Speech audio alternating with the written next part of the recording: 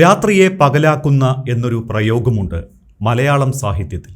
നഗരങ്ങളിലെ വൈദ്യുത ദീപങ്ങൾ, ഉത്സവപ്പറമ്പിലെ വെളിച്ചം അല്ലെങ്കിൽ വലിയ ആഘോഷങ്ങൾ തുടങ്ങിയവയെ വിശേഷിപ്പിക്കാൻ അങ്ങനെ ഉപയോഗിക്കാറുണ്ട്. പക്ഷേ പകലിനെ രാത്രിയാക്കുന്നത് സൂര്യഗ്രഹണം മാത്രമാണ്. ഈ വർഷത്തെ 2026 സമ്പൂർണ്ണ സൂര്യഗ്രഹണത്തിനായുള്ള കാത്തിരിപ്പിലാണ് വാനനിരീക്ഷകർ.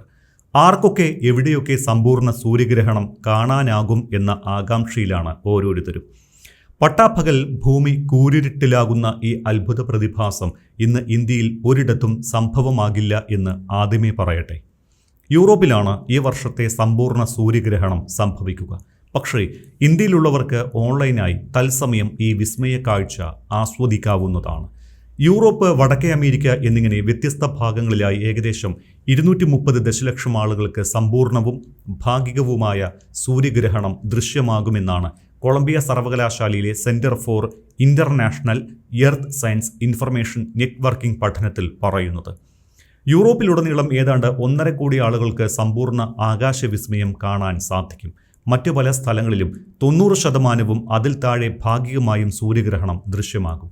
2 പതിറ്റാണ്ടിന് ശേഷം ആദ്യമായാണ് യൂറോപ്പ് ഒരു സമ്പൂർണ്ണ സൂര്യഗ്രഹണത്തിന് സാക്ഷിയാകുന്നത് എന്ന പ്രത്യേകത കൂടിയുണ്ട് ഇന്നത്തെ ഗ്രഹണ കാഴ്ചകൾക്ക്.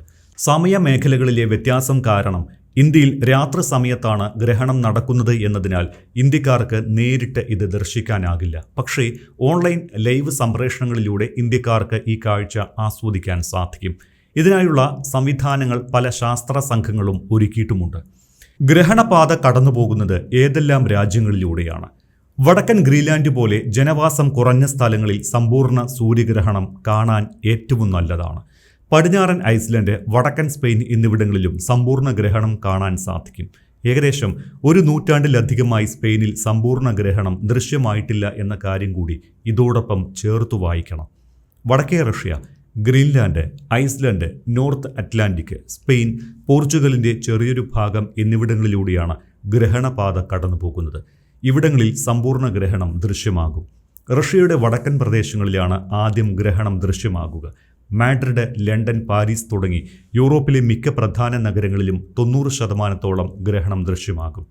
വടക്കേ അമേരിക്കയുടെ ചില ഭാഗങ്ങളിലും ഭാഗിക ഗ്രഹണം ദൃശ്യമാകുമെങ്കിലും 2024 അമേരിക്കയിൽ ദൃശ്യമായതുപോലെ അത്രത്തോളം കാണാൻ സാധിക്കില്ല.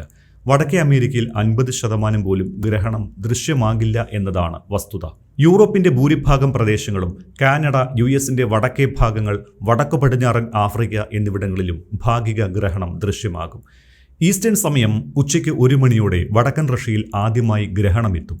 വടക്ക് കിഴക്കൻ ഗ്രീൻലാൻഡിൽ ഉച്ചയ്ക്ക് 1:30 ഗ്രഹണം എത്തുമെന്നാണ് ശാസ്ത്രജ്ഞർ പറയുന്നത്. ലണ്ടനിൽ 91% പൂർണ്ണമായും ഗ്രഹണം കാണാൻ സാധിക്കും.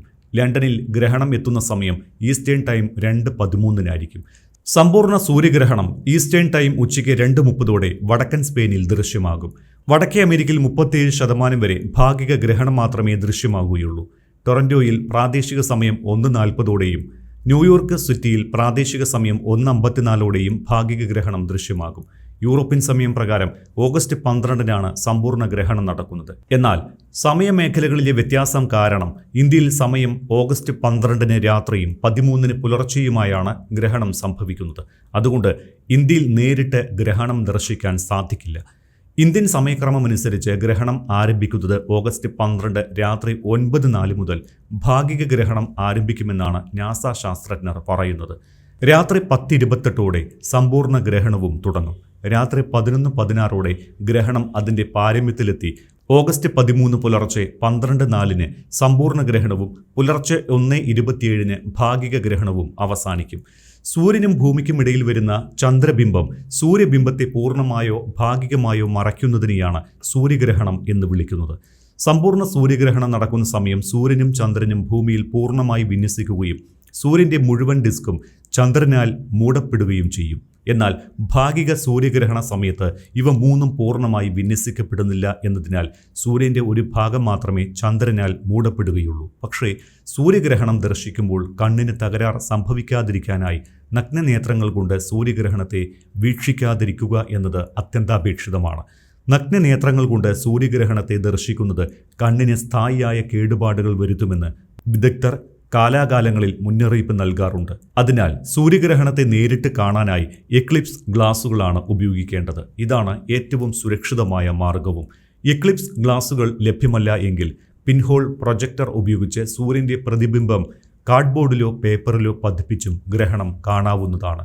സമ്പൂർണ്ണ ഗ്രഹണപാതയ്ക്ക് പുറത്തുള്ളവരാണ് എങ്കിലും ഭാഗിക ഗ്രഹണപാതയിൽ വരുന്ന ആളുകളും കണ്ണിൻ്റെ സുരക്ഷിതത്വത്തിന് എക്ലിപ്സ് ഗ്ലാസുകൾ ഗ്രഹണ സമയം മുഴുവൻ ധരിക്കുന്നത് ആരോഗ്യകരമാണ് എന്നാണ് വിദഗ്ധർ വ്യക്തമാക്കുന്നത്.